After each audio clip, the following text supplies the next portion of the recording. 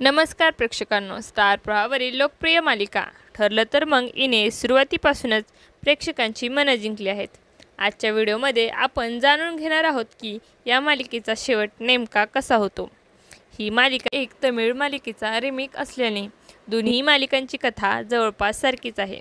सध्या मालिकेत आपण पाहत आहोत की वकील दामिनी साक्षीच्या मदतीला धावून आलेली आहे आणि अर्जुन विरुद्ध कोर्टात लढण्यासाठी खोट्या पुराव्यांचा आधार घेते. एक क्षण असा येतो की अर्जुन हरतोय असं वाटतं, पण सायलीच्या मदतीने तो केस जिंकतो आणि मधुभाऊंना न्याय मिळतो. दुसरीकडे साक्षीला शिक्षा होते आणि याच रागातून महिपत अर्जुन आणि सायलीला त्रास देण्याचे ठरवतो. तो अनेक कट रचतो पण यशस्वी होत नाही. त्याची मुलगी शिक्षा भोगते आणि आश्रमाची जागाही त्याला मिळत नाही. याच दरम्यान प्रिया अश्विनच्या मनावर राज्य करत असते आणि सायली तिचा खरा चेहरा उघड करण्याचा प्रयत्न करते. मात्र प्रिया हुशारीने सगळ्यांना सायली विरुद्ध फिरवते. मधुभाऊंची सुटका होते आणि आता महिपत व नागराज प्रियाच्या मदतीने अर्जुनला संपवण्याचा कट रचतात. अर्जुनला खोटी केस देऊन मुंबईला पाठवलं जातं.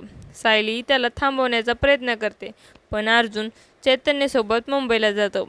तिथे अर्जुनच्या गाडीचा अपघात होतो आणि त्याच्या मृत्यूची बातमी येते. घरात सगळे हादरतात, मात्र प्रत्यक्षात अर्जुन जिवंत असतो, पण त्याची स्मृती हरवलेली असते. एका कुटुंबाने त्याला वाचवलेले असते आणि ते त्याला आपला मुलगा मानतात. दरम्यान घरात प्रिया सर्व अधिकार मिळवते. सायली वकील बनते आणि अर्जुनचं काम पुढे चालवते. पुढे सायली आणि चैतन्य एका केससाठी मुंबईला जातात आणि तिथे अर्जुन त्यांना रिक्षा चालवताना दिसतो. सायली त्याला ओळखते, पण अर्जुन तिला ओळखत नाही. चैतन्यही त्याला आठवण्याचा प्रयत्न करतो, पण अर्जुन काहीही ओळखत नाही. तेवढ्यात प्रतिमाला एक अपघात होतो आणि तिची आठवण परत येते.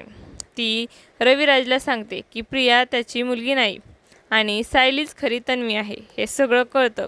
सायली चैतन्याच्या मदतीने अर्जुनला घरी आणते. सगळे आनंदी होतात आणि अखेर सगळं काही पूर्ववत होतं. तर मित्रांनो, यापुढील भागामध्ये अजून अनेक धक्कादायक वळण पाहायला मिळणार आहे. तुम्हाला जर आपला व्हिडिओ आवडला असेल तर चॅनलला लाईक, शेअर आणि सबस्क्राईब करा. धन्यवाद.